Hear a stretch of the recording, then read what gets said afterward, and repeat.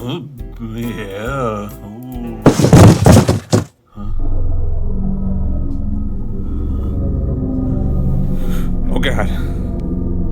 Oh no. Oh God. Ah. You have no right to judge me. If you've been painting models for long enough, then you are intimately familiar with the pile of shame. In this video, I'm going to explore the reasons why we even let the pile of shame happen, and why I think it should be called something else. A pile of shame refers to the mountain of unbuilt and unpainted models that you were super excited to start, and then just never finished them and moved on to something else. If I had to guess, I'd say a majority of model hobbyists buy more and more projects and then just never finish them, let alone start them. Gray they arrived, and gray they shall remain. Why is that, though? You can always come up with simplistic answers like, oh, it's just ADHD, LOL. Or, no bruh, I super am gonna play Dust Tactics one day. But you never will. But let's add a little context to what's happening up here. Keep in mind with the following segments that I am not a mental health professional, and the information I'll be covering in this video is quite surface level. The intricacies of the underlying psychology is immensely complex, with new information coming out regularly. Let's start with the first, called Construal level theory.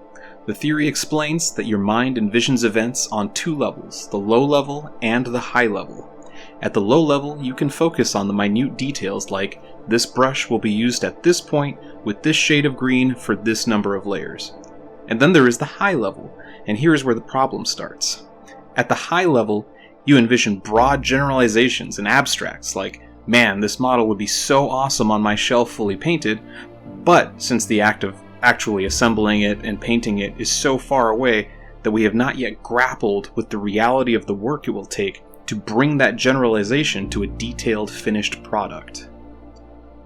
There are multiple types of construals like social distance, not that kind, time discounting, spatial distance, hypothetical distance, and I believe the dreaded pile of shame comes from a mixture of temporal distance, that is, the further out an event is, the more abstract and easier to conceptualize it is, and the planning fallacy.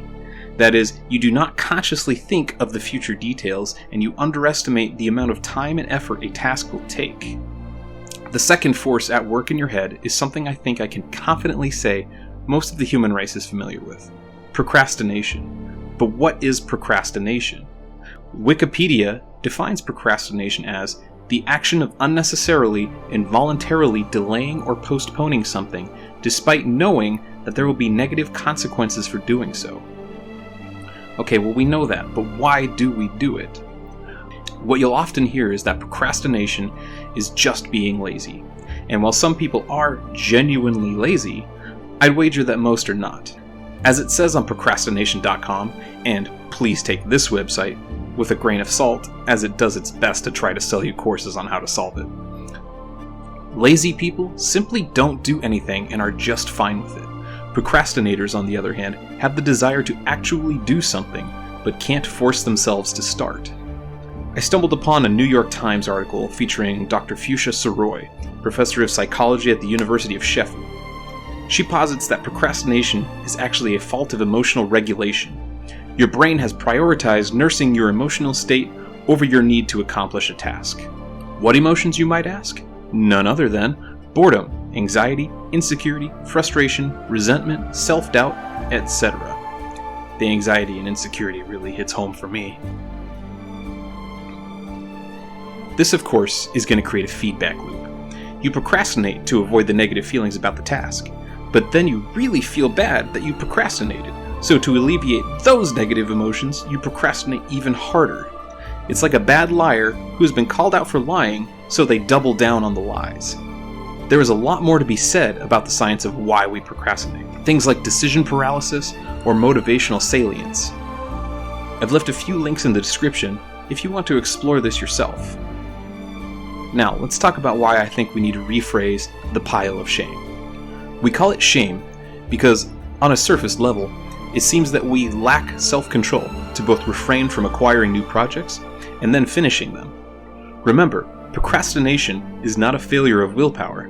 It's just a fun little game your brain is playing to keep you away from any and all negative feelings you may harbor about that task.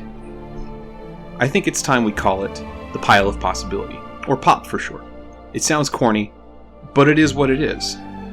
And this is as opposed to the other acronym POS, which has even more negative baggage associated with that. It's your POP because at the beginning you saw something really cool, and you know at the high Construal level, the abstract, this project has the potential to be something unique and awesome. Call it what you want, but it is not shameful. So what can be done to mitigate procrastination? How do I complete my POP, my POP? There are a few strategies, and it's up to you to figure out what works best for you.